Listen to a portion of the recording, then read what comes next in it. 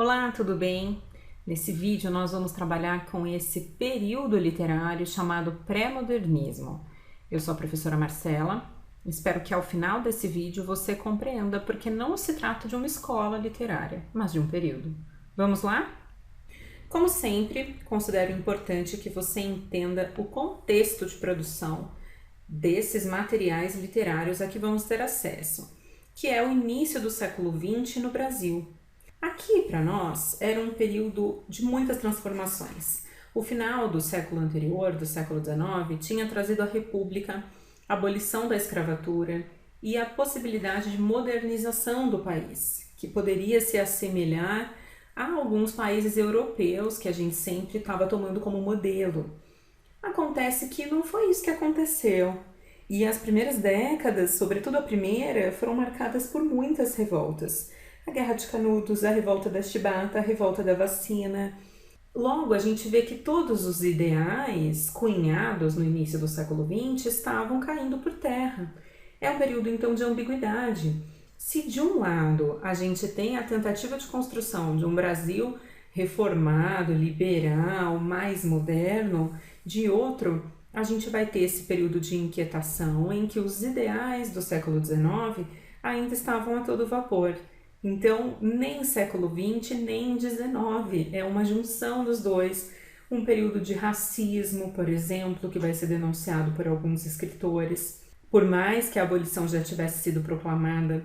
Então, a gente vai encontrar, dentro desse contexto, um terreno fértil para a produção de romances. Então, o pré-modernismo é esse período que vai de 1902 a 1922. A gente não chama o pré-modernismo de escola literária, porque a escola tem relação com elementos comuns. E o que a gente vai encontrar aqui é, na verdade, um sincretismo, uma junção de várias outras escolas anteriores, como naturalismo, realismo, parnasianismo. Quais são as características, então, desse período, já que ele vai estar relacionado a várias outras escolas? A principal é o caráter crítico.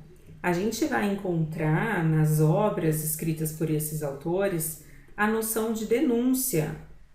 Que tipo de denúncia? De exploração, de miséria, de pobreza, aquilo que a literatura não se preocupava antes. Quando a gente olha, por exemplo, para o romance O Cortiço, lá do naturalista Aloysio de Azevedo, de 1890, existem denúncias lá? Existe a denúncia de exploração, por exemplo, do João Romão ao Jerônimo, aos moradores do Cortiço. No entanto, a preocupação é muito mais a sexualização, a falta de controle dos impulsos primitivos, do que de qualquer outra coisa dentro do romance. Mas os escritores pré-modernistas vão ter esse tom de denunciar uma determinada situação. E qual é essa situação? É a realidade da vida brasileira. Então, essa vida brasileira, como eu já disse, é ambígua. Eles vão se voltar, por exemplo, Monteiro Lobato, para a pobreza do estado de São Paulo, que estava se tornando mais rico da nação. Então, essa ambiguidade característica que vai resultar em personagens tipicamente brasileiros. O caipira, sertanejo, pobre.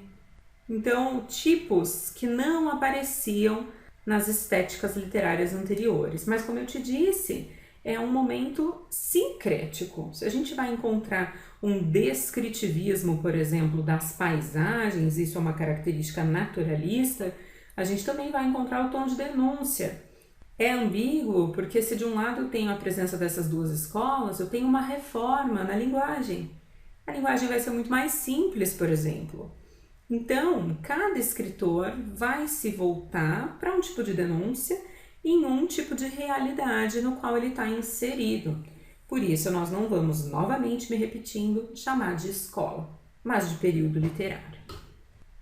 Um outro exemplo de por que é um período, por exemplo, Machado de Assis foi morrer em 1908, ainda estava produzindo romances realistas. Os escritores que você viu, o Alfonso de Guimarães, o Cruz de Souza, o Augusto dos Anjos, continuavam produzindo. O Olavo Bilac, o príncipe do parnasianismo, continuava sua produção a todo vapor. Tudo isso, então, é esse Brasil das duas primeiras décadas que vive uma profusão entre o século XIX e o XX. E quem são os autores considerados pré-modernistas? Euclides da Cunha, que em 1902 publica a obra de abertura do pré-modernismo, que é Os Sertões, junto com Graça Aranha, que também em 1902 publica outra obra de abertura, que é Canaã. Vou falar brevemente desses dois, depois eu falo dos demais. Euclides da Cunha é jornalista que foi lá para a Bahia ver a Guerra de Canudos e publica um livro dividido em 3 partes, Os Sertões, um livro enorme, para contar como era a terra em que habitavam aqueles sertanejos que desejavam não mais ser explorados pelo coronelismo daquela região. Vai descrever a raça, né, um termo hoje não aceito mais, mas na época era, uma descrição da miscigenação do homem característico daquela região e descreve a luta. Ele não viu a luta. Quando ele chegou lá para fazer a cobertura da Guerra de Canudos, Canudos já tinha sido destruído. Então a parte literária do livro, já que as duas anteriores são quase um tratado antropológico, vai ser a parte da luta que ele inventa. Coloca então o sertanejo, né, esse homem que vive lá no Nordeste e que não tinha aparecido ainda na nossa literatura, como foco. Mostra que ele não teria condições, por mais que tentasse, de sobreviver à investida dos republicanos brancos que tinham arma, né, portanto estavam numa posição de superioridade. Tem uma postura crítica, portanto, do Euclides da Cunha. O Graça Aranha, que vai publicar Canaã, vai mostrar um romance ideológico, um romance de ideias. Algo que ainda não havia no Brasil, mas que precisava ser feito, porque se o Brasil queria se tornar moderno, se havia uma tentativa de reforma desses escritores na nossa literatura, precisava haver uma mudança do tema também. Então, ele começa a mostrar uma briga entre as ideias ou o amor e o racismo ou a força. É um romance bastante criticado porque não é muito rico do ponto de vista literário, mas vai trazer essa riqueza de discussão, algo inédito, portanto, no Brasil. Então, esses dois escritores fundam aí no mesmo ano, iniciam esse movimento chamado de pré-modernista. Lima Barreto, que vai ter suas publicações aí ao longo da década de 10 e vai trazer para a gente talvez a contribuição mais importante com O Triste Fim de Policarpo Quaresma, um romance contrário à nacionalidade não crítica, ao nacionalismo ufanista. Vai trazer o Major Policarpo Quaresma, que é um nacionalista ufanista assombroso. Ele deseja para o Brasil, por exemplo, que todos os habitantes falem tupi, que essa seja a língua original. Ele deseja que os instrumentos europeus não cheguem aqui, que nós possamos viver apenas de alimentação e cultura tipicamente brasileiros.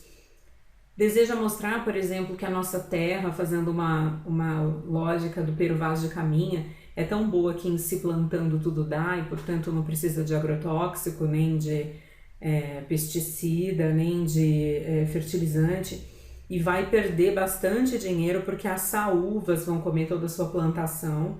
Depois, numa ainda tentativa de servir a pátria, ele vai para o exército. E lá ele vai perceber que a pátria não está preparada para os brasileiros de fato que amam o seu país. Ele denuncia a República da Espada pela violência cometida contra os militares e acaba preso e morto por traição à pátria. Justo ele, nacionalista convicto, foi preso por traição à pátria. Então, o Lima Barreto criticando esse nacionalismo que não traz reformas, que não modifica, esse nacionalismo ingênuo, né, que o Policarpo Quaresma tinha. E, por fim, o escritor mais importante do período, talvez um dos mais importantes do país, que é o Monteiro Lobato. Monteiro Lobato, escritor de 2 romances bastante importantes para o período, que são Urupês e Cidades Mortas. Ele é o criador também do personagem Jeca Tatu, que fica imortalizado como a figura do caipira, do sertanejo, que num primeiro momento é visto como preguiçoso, como incapaz de fazer qualquer coisa, mas depois sabe-se que ele sofre de amarelão e que, portanto, os habitantes abandonados dessas regiões brasileiras, por mais que a crítica de Lobato recaia sobre o Vale do Paraíba, no estado de São Paulo, um estado rico, era mostrar que havia essa ambiguidade. Mesmo num estado rico, os personagens padeciam de condições de sobrevivência, estavam adoentados. É do Monteiro Lobato também uma contribuição muito importante para a literatura infanto-juvenil brasileira, que é os personagens do Sítio do Pica-Pau Amarelo. A simplicidade com que o Lobato narra, a simplicidade na linguagem, eu vou mostrar para vocês daqui a pouquinho num conto. O Lobato ainda teve uma participação política bastante importante, porque ele escreve para o governo Getúlio Vargas falando da criação de uma Agência Nacional de Controle do Petróleo, que os royalties do petróleo precisavam ser destinados a essas civilizações pobres. Veja que moderno isso, né? Dialoga com os nossos tempos, inclusive 100 anos após. E ele vai preso lá no Memorial da Resistência em São Paulo. Se você tiver possibilidade de ir, em uma das celas tem a assinatura do Lobato, que foi um preso político da ditadura Vargas. Ele ficou tão adoentado com toda essa situação que alguns anos depois teve um derrame e faleceu fulminantemente. Dizem as pessoas que estavam próximas a ele que ele ficou doente desde esse incidente, né, de suas contribuições não serem ouvidas. Vamos conhecer então um pouquinho da obra do Lobato. Eu vou te mostrar só a dele, porque os outros escritores têm romances bastante longos. Eles não têm caído nos últimos anos. O Lobato esteve presente aí nas listas, na lista de vestibular da Unicamp, com um conto, mas também saiu. Então, deixo a você que conhece esses escritores. Tem aqui um mini conto do Lobato, muito interessante, que se chama Pé no Chão. Lembra que uma das características desse escritor é a denúncia. Então, vamos ver o que ele denuncia. Fica no extremo da rua o grupo escolar, de modo que a meninada passa e repassa à frente da minha janela. Notei que muitas crianças sofriam dos pés, pois traziam um no chão e outro calçado. Perguntei a uma delas: que doença de pés é essa? Bicho arruinado? O pequeno baixou a cabeça com acanhamento, depois confessou: é economia. Compreendi. Como nos grupos não se admitem crianças de pé no chão, inventaram as mães pobres aquela pia-fraude. Um pé vai calçado, o outro, doente do imaginário mal crônico, vai descalço. Um par de botinas dura assim por 2. Quando o pé de botina em uso fica estragado, transfere-se a doença de um pé para outro e o pé de botina de reserva entra em funções. Destarte, guardadas as conveniências, fica o dispêndio, o custo, cortado pelo meio. Acata-se a lei e guarda-se o cobre. Benditas sejam as mães engenhosas. Olha a denúncia de pobreza daquela região do Vale do Paraíba. Para a criança ir para a escola, ela precisava estar calçada, o sapato era caro.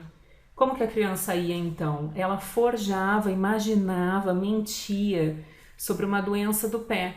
E aí esse pé, supostamente doente, ia descalço e o pé supostamente bom ia calçado. Quando o pé calçado tinha estragado o sapato, inventava-se, transferia-se a doença inventada para o outro pé. E assim usava-se o mesmo par de sapatos pelo dobro do tempo. A mãe, inteligente, pobre, engenhosa, criava essa história para o filho poder frequentar a escola e ela gastar apenas a metade, que era aquilo de que dispunha nesse momento. Lobato tem vários contos muito curtos assim, que trazem essa profundidade, essa denúncia interessantíssima, escrevendo muito pouco. E vejam como a linguagem é simples, né? Se a gente comparar com os escritores do século anterior, é bem fácil de ler. Espero que você tenha se animado e que queira descobrir esses nossos autores tão importantes. Até o próximo vídeo em que a gente vai falar sobre o modernismo. Eu te espero. Tchau!